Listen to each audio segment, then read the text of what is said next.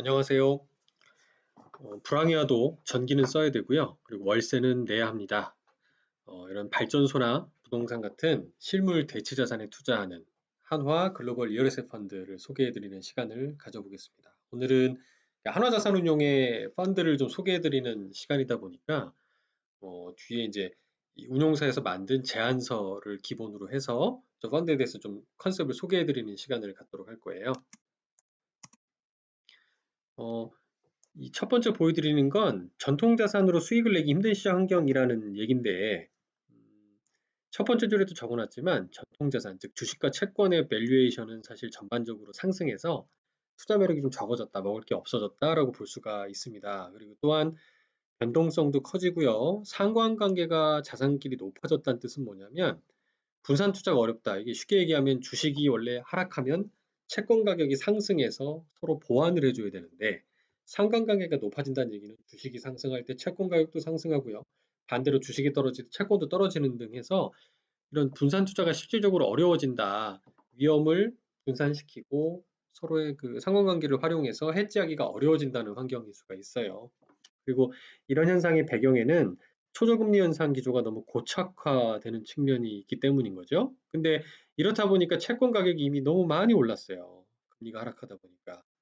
여기 보이시는 밸류에이션을 보더라도 상당히 많이 올랐습니다. 즉, 주식도 먹을 게 별로 없어 보일 뿐만 아니라 좀 불안해 보이죠. 언제든 조정이 나타나니까요. 반면에 그렇다면 채권에 투자해야 되는데 채권도 역시 금리가 너무 급격히 떨어지다 보니까 가격이 너무 상승해서 채권에서 발생하는 이자로는 버티기 힘들 수도 있다. 그만큼 변동성이 커질 수 있다라는 게 고민인 겁니다. 그래서 실제 기관 투자자들은 이런 대체 자산에 상대적으로 주목을 많이 하고 있다라는 기사들을 언론에서 많이 접하셨을 수가 있을 것 같아요. 왜냐하면 이러한 대체 자산들은 특징이 이 전통 자산인 주식 채권과 다르게 어느 경기 국면에서나 안정적으로 성과가 나기 때문인 겁니다. 사실 이 안정적인 수익의 기본은 높은 인컴이라는 데 있다고 보는 거예요. 원래 채권도 이제 픽스드 인컴이라고 그래서 고정된 이자를 지급을 하죠. 이런 인컴이 채권에서도 나오고 주식에서는 배당이라는 형태도 나옵니다. 다만 배당의 변동성이 좀 있다는 거죠. 근데 그에 반면에 대체 자산에서 나오는 이런 배당이라고 볼 수 있는 인컴, 일정한 수익 부분은 상당히 높을 뿐더러 이런 안정성도 상당히 높다라는 장점을 가지고 있어요. 왜냐하면 제가 처음에 타이틀에도 말씀드렸지만 경기가 불황이어도 말이죠. 전기를 써야 됩니다. 최대한 아끼긴 아끼겠지만 기본적으로 경제가 돌아가기 위해서 또 가게가 돌아가기 위해서 우리가 써야 된다라는 거죠. 월세도 낼 수밖에 없는 거고요. 예, 그렇다 보니까 글로벌 대체 투자 시장의 규모가 지난 10년 동안 무려 3배 정도 성장을 해서 2023년에는 14조 달러까지 늘어난다라고 전망을 하고 있습니다. 그럼 여기서 말하는 대체 자산이 뭔지 조금 헷갈리시고 어렵다라는 분들께 쉽게 말씀드리면 실물 자산을 이제 영어로 얘기하면 리얼 에셋이 되거든요. 부동산이나 도로, 오피스, 지하철, 공항 등을 이제 실물 자산이라고 부릅니다. 좀 더 앞서서 이제 대체 투자는 이런 전통적 투자와 대비된 이런 걸 제외한 모든 투자 상품을 대체 투자라고 그러고요. 이 대체 투자 중에서도 부동산, 도로, 오피스, 지하철, 공항 등에 투자하는 자산들을 실물 자산이라 하는 거예요. 리얼 에셋이라는 이런 실물 자산의 특징은 독점적 사업 구조를 가지고 있고요. 장기 계약을 맺고 있기 때문에 매출 확보가 돼 있습니다. 그래서 또 인플레이션이라는 얘기는 뭐냐면 물가가 올라가면요. 당연히 사용료를 올립니다. 월세를 올리고요. 통행료를 올립니다. 지하철 가격을 올리게 돼 있죠. 이렇기 때문에 인플레이션이 있는 환경에서도 양호한 성과가 기대가 되는 자산들이 특징을 가지고 있다라는 겁니다. 실제 리얼에셋의 투자 사례를 보면은 독점적 사업 구조와 장기 계약성 매출이 확보되었다라는 장점이 언제 나타났냐. 하나 사례를 한번 들어보겠습니다. 과거 2008년도, 9년도 금융위기, 글로벌 금융위기 시점에 주가가 큰 폭으로 상당히 하락했던 경험이 있죠. 이런 그 방금 말씀드린 리얼에셋 실물 자산들이 주식시장에 상장돼서 많이 거래가 돼요. 주식으로도 거래가 되고요. 채권으로도 발행돼서 거래되는 것도 있고, 또 리츠처럼 발행된 것들도 있습니다. 되게 다양한 이제 그 자본 구조를 가지고 발행이 되는데, 호주를 베이스로 한 APA 그룹이라고 하는 회사 사례예요. 이 빨간색 박스로 적어놨지만 금융위기 시에 또 특징적인 거는 주가는 변동했지만 이 매출이나 이익의 변동폭을 보시면 상당히 견조한 걸 보실 수가 있어요. 그러니까 이런 기업들은 주가가 하락하더라도 금방 어떻게 해요? 다시 반등해서 회복이 되는 특징을 가지고 있고 장기적으로도 이렇게 크게 상승하는 모습들을 볼 수가 있습니다. 이런 것들이 리얼에셋 자산들의 장점인 거죠. 전통 자산 대비 리커버리, 회복도 그만큼 빠를 수 있고 그의 기저에는 변동이 적은, 그러니까 이익의 안정성이 높다라는 장점을 가지고 있기 때문인 것 같습니다.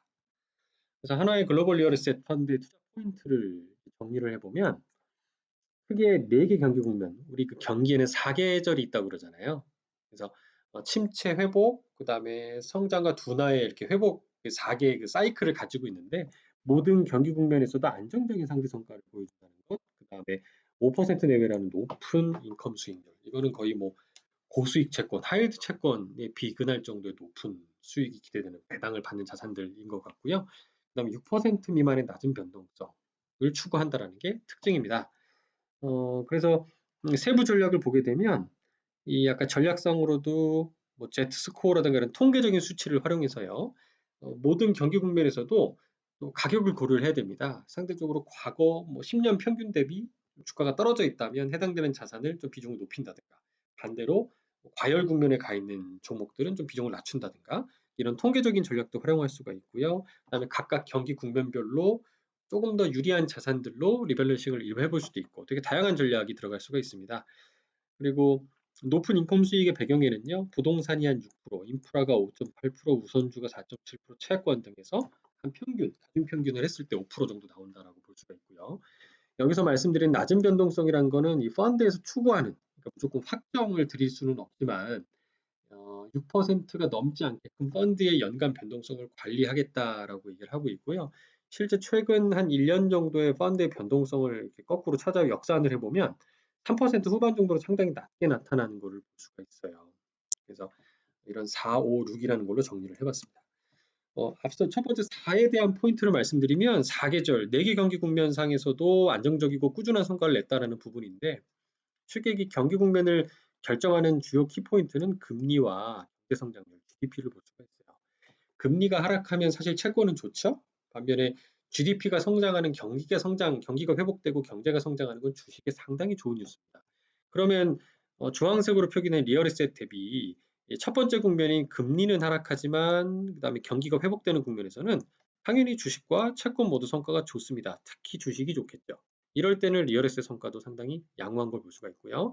반면에 두 번째 금리도 올라가고요. 인플레 우려로 인해서 이제 시장의 금리가 올라가고, 그러니까 정책 금리를 올리면서 시장 금리가 올라가는 국면을 말하는 거고요. 경제 성장은 지속되는 확장 국면을 의미합니다. 이런 국면에는 주식도 여전히 좋고 채권도 나쁘지 않죠. 왜냐하면 기업이 도산하거나 그러지 않습니다. 아직까지는 경기가 좋기 때문이죠. 리얼에셋 자산도 상당히 좋습니다. 문제는 이제 3번 국면부터 나타나기 시작을 하는데요. 금리는 여전히 상승을 하고 있고 반면에 이런 높은 금리 레벨을 견디지 못하고 이제 경제 성장률이 점차로 둔화되기 심하는 그런 그 국면으로 접어들 수가 있습니다. 둔화 국면으로 볼 수가 있는데요. 그때는 일단 금리가 상승하는 국면이기 때문에 채권의 기대 수익률이 좀 떨어질 수밖에 없고요. 주식도 양호하게 나타나고 리얼에셋도 양호합니다. 가장 문제는 요 4국면, 침체 국면일 수 있는데요. 경기가 일단 꺾이면 높은 금리를 버티지 못하고 기업들이 도산하거나 흔히 말하는 부도율이 좀 올라갈 수가 있고 꺾이면 정책 금리도 낮추면서 네, 경기가 둔화되는 걸 막기 위한 중앙은행의 정책 위반자들의 시도가 나타나게 됩니다. 그러면 금리가 하락하면 당연히 채권은 성과가 좀 좋은 경향을 보이겠죠. 근데 경기가 둔화되고 주식이 안 좋아, 경기가 둔화된다는 얘기는 결국 주식에는 좀 악재가 될 수가 있어요. 주식의 변동성이 커질 수가 있다. 그럼에도 불구하고 리얼에셋은 상당히 잘 견디는 모습을 볼 수가 있습니다. 즉, 4개의 사계절 경기 국면 속에서도 안정적인 성과를 내는 게 리얼에셋의 특징인 것 같고요. 그다음에 높은 인컴 수익은 아까 말씀드렸던 평균 세후 배당률이 약 한 5% 정도가 되는 부분이고요. 이거는 지금 올해 2월 27일 기준으로 하나자산운용에서 산출한 기준이고 여기에 펀드에서 차감하는 보수라든가 뭐 환해지 관련된 비용 등등을 차감하기 전입니다. 네, 그렇기 때문에 그런 걸 차치하더라도 뭐 거의 한 2에서 3% 수준까지 높게 배당이 수치가 되는 걸 볼 수가 있는데 주의하실 점은 이 배당을 따로 떼서 지급을 해드리는 형태, 분배를 해드리는 형태는 아니고 펀드에 그대로 배당이 녹아 들어가기 때문에 펀드 기준 가격에 포함이 되는 걸로 볼 수가 있습니다. 대신 그만큼 최근처럼 주가가 하락할 때 펀드의 변동성을 좀 막아주는 안전벨트, 완충장치 같은 역할을 할 수 있다라고 볼 수 있고요. 또 이런 펀드는 낮은 변동성을 추구한다고 말씀드렸는데 연간 6%가 넘지 않는 낮은 변동성을 추구하는 것을 목표로 하고 있다고 해요. 이런 건 아까 말씀드린 자산 간의 상관계수, 전통 자산 간에는 이 상관계수가 의미가 없을 정도로 방향성이 같아져서 분산 투자가 어렵다라고 말씀을 드렸는데 그래도 최대한 이런 자산 공간에 우선주와 채권과 주식과 환 등등 여러 가지 포인트를 고려해서 투자를 하고 있다라는 걸 말씀을 드리고 있고요. 리스크 리턴 프로파일은 가로축이 변동성, 세로축이 수익률입니다. 변동성은 낮을수록 당연히 좋죠. 그리고 수익률은 높을수록 좋습니다. 최근 1년간의 수익 대비, 그러니까 위험 대비 수익의 표긴 하지만 좀 구간이 짧다는 측면이 있지만 무역 분쟁 등으로 인해서 시장의 변동성이 상당히 극심했다는 걸 보면 주식의 경우에는 변동성이 연간 12%가 넘는 수준이었거든요. 그에 대비 3분의 1 정도로 변동성이 낮아지는 것을 볼 수가 있고요. 반면에 이 채권도 아까 전통자산의 기대 수익이 줄어들었다라고 말씀드릴 것처럼 금리가 급격히 떨어졌기 때문에 기대 수익은 그만큼 낮은 반면에 리얼에셋하고 수익률도 높게 나타나는 특징을 볼 수가 있습니다. 운용 프로세스는 뭐 자문사 누빈이라는 회사의 자문을 받고 총 1000여 개의 종목을 받아서 리서치를 하고 있다 이렇게 보시면 되고요. 한화자산운용에서 직접 운용을 하지만 해외 실물 대체 자산운용 전문 운용사 누빈의 자문 서비스를 받아서 운용을 하고 있다라는 게 특징적인 부분입니다. 그래서 이 누빈은 한 1000조 원 정도가 넘는 자산을 운용을 하고 있고 PIAI라고 해서 우리나라의 뭐 교직원 공제회 같은 여러 유명한 그 공제회나 연기금 등의 대체 투자 관련된 자문을 하는 대표적인 운용사 가운데 하나라고 합니다. 현재 포트폴리오 현황은 보시는 바와 같은데요. 크게 4등분을 해보면 인프라 자산들, 앞서 말씀드린 발전소, 그다음에 도로, 항만 등이 되겠죠.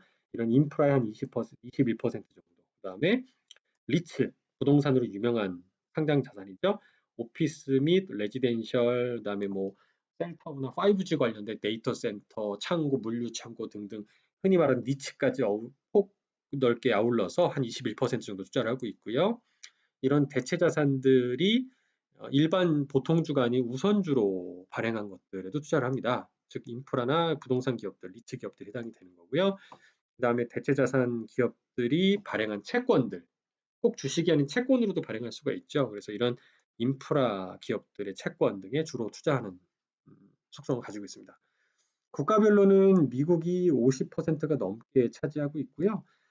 나머지가 이제 유럽과 선진 아시아 지역들로 구성이 되어 있는 거 보실 수가 있어요. 아무래도 인프라가 상장이 돼서 거래가 되다 보니까 주로 이 신흥국, 이머징 시장보다는 이제 선진국의 이러한 비즈니스 모델이 훨씬 더 많이 상장이 돼 있고, 그다음에 자본이 모여 있다라고 볼 수가 있겠습니다.